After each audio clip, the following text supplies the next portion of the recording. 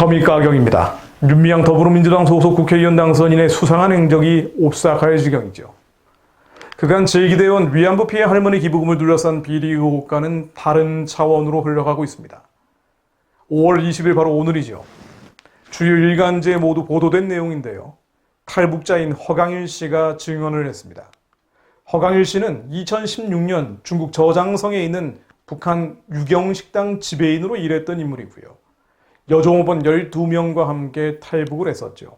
그런데 윤미향 당선인이 대표로 있던 한국정신대문제대책협의회 정대협과 민주사회를 위한 변호사 모임 민변 관계자들이 2018년 서울 마포와 경기도 안성의 위안부 피해자 쉼터로 나와 자신을 포함한 유경식당 출신 탈북 종업원 일부를 초청했다고 하는군요. 무슨 이야기가 나뉘어졌는 거 아니요? 북한으로 돌아갈 것을 권유했고 또 그 권유를 받아들이지 않자 후원 명분으로 돈을 줬다고 합니다. 2018년 문제 자리에는 일본 조총련계 여성 3명까지 참석했다고 하는군요. 목숨을 걸고 탈북한 이들의 월북을 회유했다는 것이 요지인데요. 도대체 윤미향 씨와 정대협의 실체가 무엇인지 의문이 가지 않을 수 없습니다. 허강일 씨 증언에 따르면 윤 당선인은 서울 명성교회가 정대협에 기증한 마포 쉼터에서 허 씨를 민변 소속 장모 변호사 주선으로 만났고요. 그 자리에서 허 씨에게 탈북 여종업원 일행의 탈북을 당시 공안당국이 기획을 했고 그랬다는 내용의 기자회견을 권유했다고 합니다. 장모 변호사는 그해 10월부터 이듬해 3월까지 허 씨에게 매월 50만 원, 여종업원 3명에겐 각각 30만 원씩 입금을 했고요. 돈의 출처에 대해서는 정부가 당신들을 챙기지 않으니 정대협이 후원금을 주는 것이라고 말했다고 합니다. 섬뜩한 일은 또 있죠.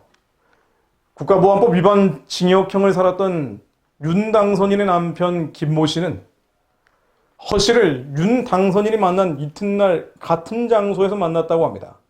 그는 위안부 피해 할머니가 없던 안성 쉼터로 허 씨와 탈북 여종업원 3명을 초청하는 연락도 했다고 하는데요. 허 씨의 증언에 따르면 2박 3일 여행하는 동안 김 씨 등 초청 측이 각자 북한 행사에 참가했던 사진을 보여줬고 장군님, 수령님 등 단어를 수시로 쓰며 북한 혁명가요를 불렀다고 합니다. 허강일 씨는 불안한 마음에 마지막 날 새벽 4시쯤 혼자 서울로 왔다라고 합니다. 이후에 허강일 씨는 한국에서 정착하지 못했고요. 2019년 3월 말 해외로 망명했습니다. 이후에 정대협 측으로부터 후원금 지급도 끊겼다고 하죠. 5월 15일 언론 보도가 나온 것도 인용해 보려고 합니다. 정의연은 지난해 1월 별세한 일본군 위안부 피해자 고 김복동 할머니 장례식 때 시민들로부터 거둬들인 조의금 일부를 역시 탈북종업원 북송 추진단체 등에 나눠줬다고 합니다. 공식 명칭은 탈북종업원 진상규명 및 송환대책위원회인데요. 탈북종업원 13명을 북한으로 돌려보내기 위해 조직됐고 정부가 종업원들을 납치한 것이라는 주장을 전파하며 북송을 요구했죠. 허강일 씨를 포함한 탈북종업원들 13명이 북한으로 정말 돌아갔다면 어떤 일이 벌어졌을까요? 여러분들 2013년 5월 라오스에서 강제 북송된 탈북 청소년 9명을 혹시 기억하십니까? 당시에 북한에서 탈출해서 라오스까지 도망쳤지만 북한 당국은 남한 종교인이 나이 어린 청소년을 유인 납치했다라고 주장하면서 다시 강제로 끌고 갔죠. 이 9명의 탈북 청소년들 그 이후에 어떻게 됐습니까? 2명은 처형됐고 7명은 수용소로 끌려갔습니다. 박선영 전 국회의원이 2014년 12월 1일 증언한 바에 따르면 북한 내부 소식통을 인용해서 탈북 청소년 9명 가운데 2명은 처형당하고 7명은 수용소로 보내졌다라고 밝혔습니다. 마찬가지로 허강일 씨를 포함한 탈북 종업원들이 정말 북한에 다시 돌아갔다면 끔찍한 처벌을 피할 수가 없었겠죠. 그동안 정대협, 정의연 등의 단체는 수년간 수십억 원의 기부금을 거둬들이고 어디에 쓰였는지 이것이 핵심이었습니다. 그런데 이제는 또 다른 쟁점으로 확산되고 있습니다. 문제는 이런 단체를 운영해왔던 대표가 국회의원이 됐다는 것이죠. 진정으로 대한민국의 정체성, 자유민주주의와 자유시장 경제의 이 기본 틀이 지켜질 수 있도록 더욱 기도해야 한다는 사인으로 받아들여야 할 것 같습니다. 예레미야 17장 12절 말씀 선포하며 기도합니다.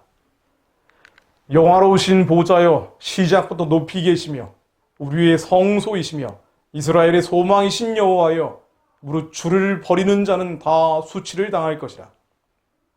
예레미야가 조국의 상황을 보며 간구했던 내용입니다.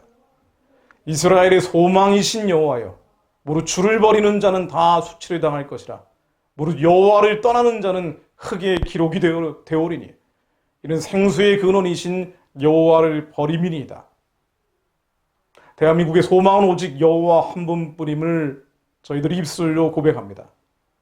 주님을 버리는 자들은 다 수치를 당하게 하시고 여호와를 떠나는 자는 먼지처럼 기록되게 하옵소서.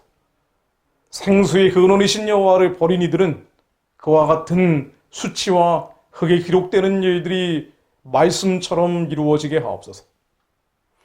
예레미야는 또 고백합니다. 여호와여, 주는 나의 찬송이시니 나를 고치소서. 그리하시면 내가 낫겠나이다. 나를 구원하소서. 그리하시면 내가 구원을 얻으리이다. 보라, 그들이 내게 이르기를 여호와의 말씀이 어디 있느냐? 이제 임하게 할지어다 하나이다. 주님, 이 비난과 비방과 공격들이 먼지처럼 사라질 수 있도록 여호와의 말씀이 어디 있느냐라며 조롱하는 모든 권세들이 예수 그리스도 이름 아래 낮아지는 일들이 한반도에 이루어지게 하옵소서. 북한 동포들을 해방하고 구원하는 그날까지 대한민국의 정체성이 지켜지게 하시고 자유가 박탈되지 않게 하시며 이 땅에 하나님과 예수님과 성령님을 부를 자유가 지켜지게 하옵소서. 이스라엘의 소망이신 여호와를 예레미야가 부르짖었던 것처럼 대한민국의 소망이 여호와 한 분뿐임을 저희들 고백합니다. 여호와를 버리는 자 수치를 당하게 하시고 여호와를 떠나는 자 흙에 기록되게 하옵소서. 그리하여 정의를 물같이 공의를 마르지 않는 강같이 한반도 위에 그리고 땅끝까지 흐르게 하옵소서. 주님을 향한 노래소리가 그치지 않게 하시고 주님을 향한 찬양과 경배의 비파소리가 멈춰지지 않게 하옵소서. 하나님, 진노 중에도 긍휼을 베풀어 주시어 대한민국을 지켜주옵소서. 예수 그리스도 이름으로 기도했습니다.